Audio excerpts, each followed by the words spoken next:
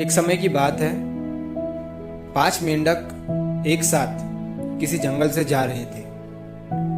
चलते चलते उन मेंढकों में से 3 मेंढक एक बड़े से गड्ढे में गिर जाते हैं। 5 में से 3 मेंढक गड्ढे में गिर गए तो ऊपर 2 बचे।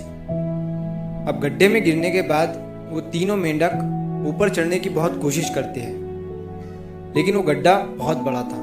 उस गड्ढे से बाहर निकलना इतना आसान नहीं था। अब गड्ढे के ऊपर जो 2 मेंढक बचे हुए थे वो गड्ढे के अंदर देखकर उन तीनों मेंढकों से कहते हैं कि अब तुम तीनों इस गड्ढे से कभी बाहर नहीं निकल सकते हो।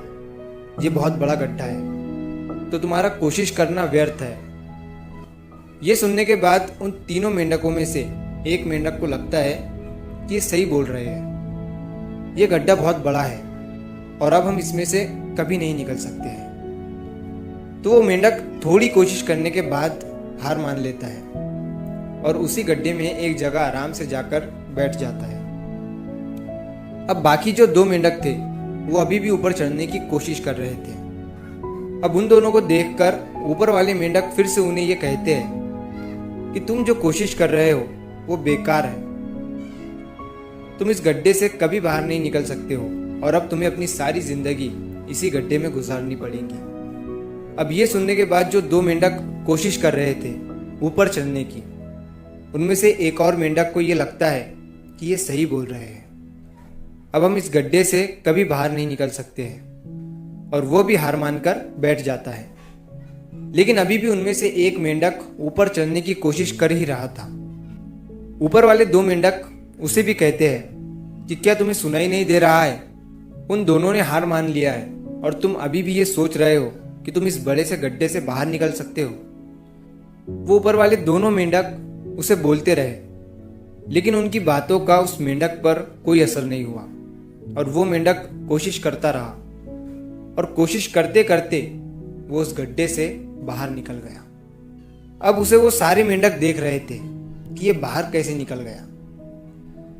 मैं आपको बताता हूँ कि वो मेंढक बाहर कैसे निकला। वो मेंढक इस बड़े गड्ढे से इसीलिए बाहर निकला क्योंकि वो मेंढक बहरा था, उसे कुछ सुनाई नहीं देता था।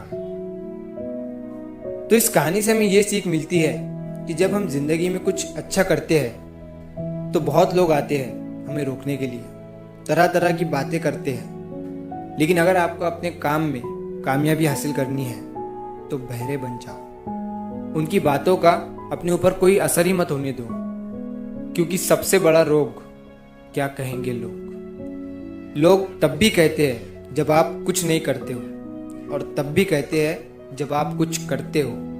तो चाहे आप कुछ करो या ना करो, लोगों का काम है कहना और वो तो कहेंगे ही। तो अगर आप इस कहानी को और भी लोगों तक पहुंचाना चाहते हो तो इस वीडियो को लाइक करो ताकि YouTube इस वीडियो को और भी लोगों तक पहुंचाए। और अगर कहानी अच्छी लगी हो तो हमारे चैनल को सब्सक्राइब जरूर करिए। मिलता हूँ मैं अगली बार इसी तरह की कहानी के साथ। तो सब्र करो, शुक्र करो और जिंदगी में आगे बढ़ो।